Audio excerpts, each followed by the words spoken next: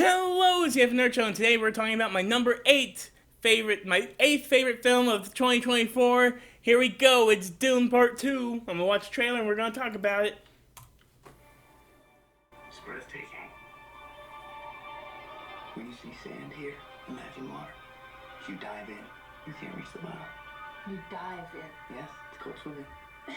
I don't believe you. In the shadows of Arrakis lie many secrets. But the darkest of them all may remain. The end of House Atreides. Your father didn't believe in revenge. What if Paul Atreides were still alive?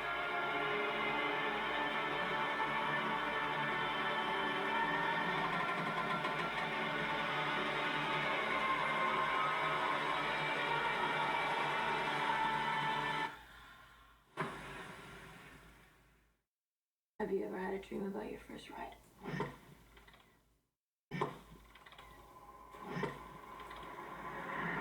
Don't try to impress anyone. You're afraid we all know that. Be simple.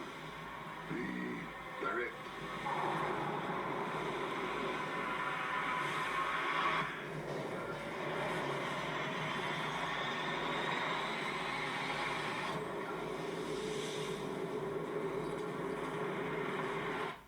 Nothing fancy. I understand.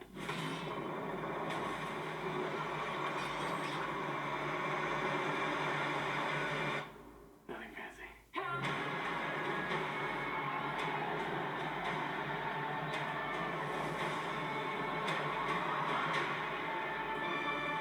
Oh. Oh. You will never lose me, Paul Atreides.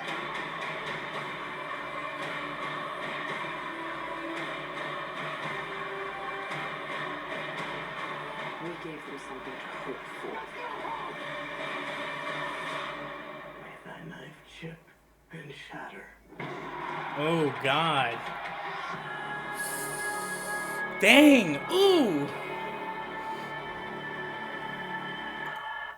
Okay, let's talk Dune. Alright, so I didn't watch the first Dune back in 2020 when it came out because there was a pandemic going on. I really had things better to do than look at people walk around in sand. I'm not a big fan of desert wastelands, despite the fact that we are definitely in our wasteland era this year, but more on that later. What I love about Dune Part 2 is, well, okay, I watched the first Dune and prep for Dune Part 2, so don't think I just watched Dune Part 2 by itself. No. But I did appreciate the first Dune for introducing me into the world, and I watched it like days, like a couple days before I saw Dune Part 2, when I watched Dune Part 1.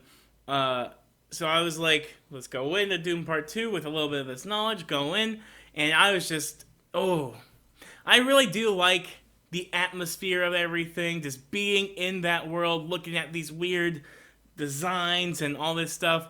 The Dune Part 2 opens with an alien speaking didgeridoo. Okay? And that's pretty neat. What else? I like the weird Harkonnen, or is it Harkonnen? See, now I've watched the original Dune because of the David Lynch stuff. Go watch my David Lynch video, please. And I've now seen the new Dune. So now I'm pretty Duned.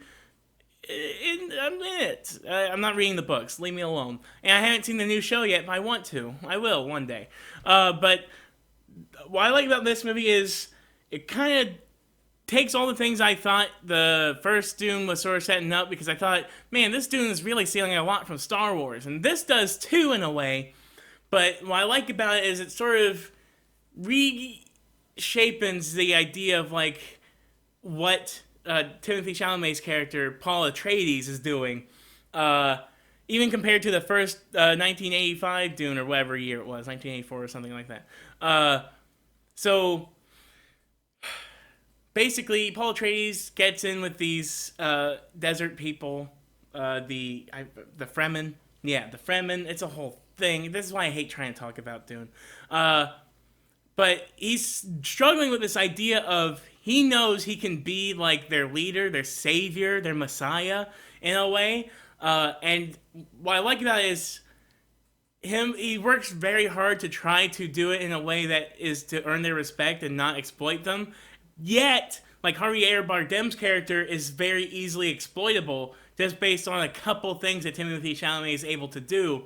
And Timothy Chalamet, Paul Atreides, he feels like he can't. He like even though some of these things are coming easy to him, he doesn't think that's worthy enough to earn the respect of the Fremen, because the Fremen he actually does respect. He loves Zendaya's character, Shani. I'm starting to see, the more I talk about it, the more I remember. He loves her very much. And like there's this part in Dune Part 2 where Paul is forced to make a choice. He is forced to go somewhere that is, once he goes there, he knows he's going to effing ruin it. Like, he knows he's going to ruin his personal relationships. He knows he's going to be something that he didn't necessarily feel like he was going to be, but he knows he's going to have to take that on. And there's a lot of complicated feelings surrounding that. And I think that is, like any other movie, especially a young adult movie, which I don't know if you would call that this, but I think a lot of young adults could come into this like that. You see, like, it's always like Harry Potter, for example. When Harry Potter is like the chosen one, it's never complicated. Like, yeah, he has imposter syndrome, being like, well, yeah, I might be the chosen one, but I don't know how I'm going to do that. I don't know how I can be that. There's still people surrounding him that are trying to usher him to be that and trying to help him get there. And this, very similar ideas, except he doesn't necessarily know if that's a good thing that these people are trying to help him get there.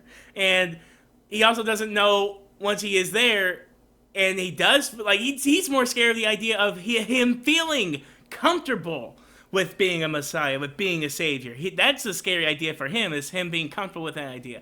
And I think that is such an interesting thing that we don't get, especially with movies that can be seen kind of like white saviory, which I do think this is kind of, but I think it helps that Denis Villeneuve is able to put in that sort of nuance, because it's something we absolutely do not get with hardly any other movie that has similar themes.